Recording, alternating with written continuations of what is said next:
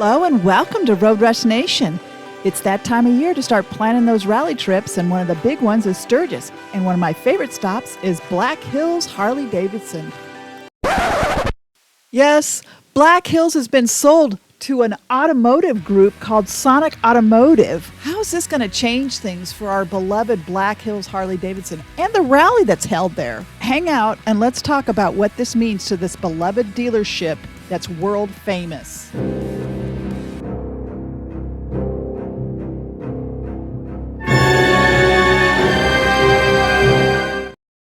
Hello and welcome to Road Rush Nation. I'm Tara, your host here, and thank you so much for stopping by and checking out the channel. If you're already a member of the nation, thank you, and I hope to catch you on the highways. If you'd like to be a member of the nation, it's free.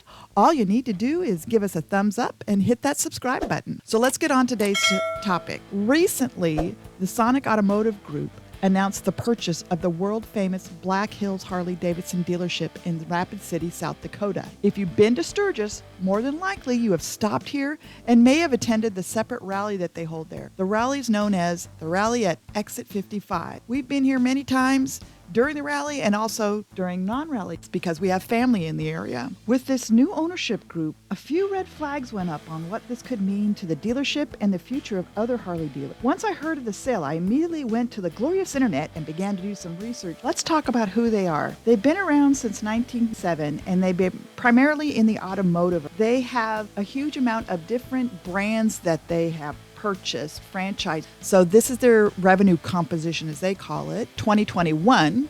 And you'll see here's the different brands and how they break down what their ownership is. And you'll see what their category, their geographic area that they cover. So you've got BMW, which is their big, down to Hyundai, and then they've got other imports. Okay. And then they've got their different regions. And you'll see this primarily on the East Coast. You'll see also, here's their mix where they've got new vehicles versus, notice nothing in here says anything about Powersports, which is something new that they have just got to. They stepped into this Powersport and like I said, they own various dealership brands. From that, they have Honda, Can-Am, Kawasaki, Spyder, Suzuki, Polaris. Of course, one Polaris going to grab in. They've even listed Victory. I'm not sure why they listed Victory. Polaris closed that division in 2017 and only has the legal obligation to create parts for that for 10 years. So it's coming to the end. So I'm not sure why that was. Maybe somebody didn't do their homework on that one. They do have Indian, which is kind of interesting, and they have purchased a Harley dealership, the first one that they 2021, and that was in Temple, Texas. If anyone has dealt with that dealership, they purchased it. I'd really love to hear your experience and your impression. So if you don't mind leaving your thoughts and comments below, that would be great. Part of the things about getting into power sports. Now, this is primarily an acquisition. They go and buy and sell dealerships. They're not primarily loyal to any brand, so to speak. So it's one of those conglomerations that kind of buys and sells stuff, which that was the other red flag I had. So the reason they got into power sports was they just saw an acquisition as an attractive earning multiply. So this is off of one of their presentations. So they looked at it as a consolidation opportunity in a $34 billion market where 85% of U.S. dealers own a single location. That was the other thing that put up the red flag. One of the things they also stated is it drives profitability enhancement through technology and process development. See, they're losing the whole. Power sports is different than the whole experience.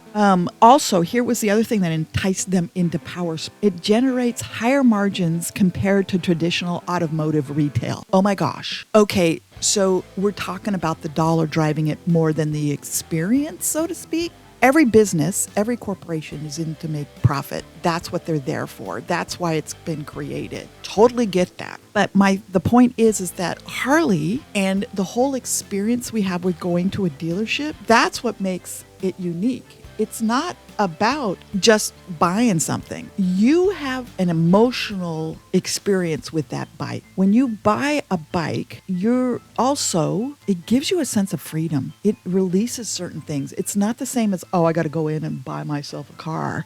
I've bought many a car. It's not the same experience. And nor do I go back to the dealership as often as I do with my Harley. You become this family. You become this relationship. I'm not so sure this corporation has the forethought to understand what the brand really is. Now, I understand why they purchased Black Hills. It's a moneymaker. It's huge. And I understand how it's easier to purchase up, where you can say, hey, I'm going to give you millions for what I don't know what the price was that they finally sold at, but they can offer millions to a dealership that's like a one location. So when they say that they're looking for those one location owners, that's easy to snag. Think of it as the big guy grabbing the little guy. And with the whole thing that happened during COVID, it makes a lot of these one location dealerships easier to purchase, because many of them, they went during the shutdown, they were putting their employees still on the payroll. They were trying to keep those folks with jobs. Remember, everything was chaotic during that period of time. And so many of them, they're about ready to go bankrupt at the end of that, but they're trying to do the right thing by their employees and make sure that they didn't lose things. So now it gives an opportunity for those big dogs to scoop them up, because they're still trying to recover from what COVID did. That's why when we see these price markups, we're forgetting that they're trying to recoup what they lost during those couple of years. So that's one of the big things. But the whole experience of going to Harley dealership and what it is, I'm afraid it's going to get lost. When you walk into a dealership, you want to feel like you're important, that you matter. And when you get into big corporation types, you're just a number. I go into our local dealership and everybody knows me. Everybody goes, hey, where you been? Haven't seen you in a while. I'm afraid we're going to lose that. I'm afraid that this is just going to be, it's not going to be the same. And I'm afraid that this trend is going to start happening across the U.S. with a lot of the Harley dealerships. It'll be interesting to see how Harley handles this. I was a little curious because this corporation also, like I said, listed that it owns an Indian dealership. Well, that's direct competition. So that was a little, I guess, question mark that went up. The biggest compliment a competitor can make is try to copy what you have, which is Harley has done this for decades and has done it well. And Indian is still trying to do the same thing Harley has done with its customers and its experience. So I was a little questionable of why would you approve that? But it's money. Let's face it. Let's not be ignorant. We know it's money. That's what makes the world go round. Anyway, so that's my concern. I hope we don't lose that unique Harley experience to just a huge corporate. I love going to the one location dealerships, because usually you'll run into somebody who's an owner at one of these and find out why it makes it so special. I have gone to what I call historic Harley dealerships that have been in families for 75 years. There's one in Indiana that is that way, and the whole story of it is fantastic. I'll have to share that with you on another episode, so make sure you hit that like and that subscribe so you can check it out.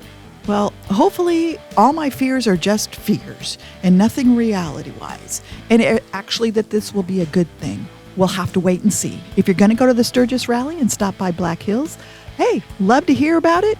Love to see what your experience is once this is all done. Appreciate you stopping by and checking out the channel. If you can, give us a thumbs up. And if you'd like to join the nation, don't forget it's free. So hit that subscribe button. Thanks again, and hope to catch you on the highways. Ride safe.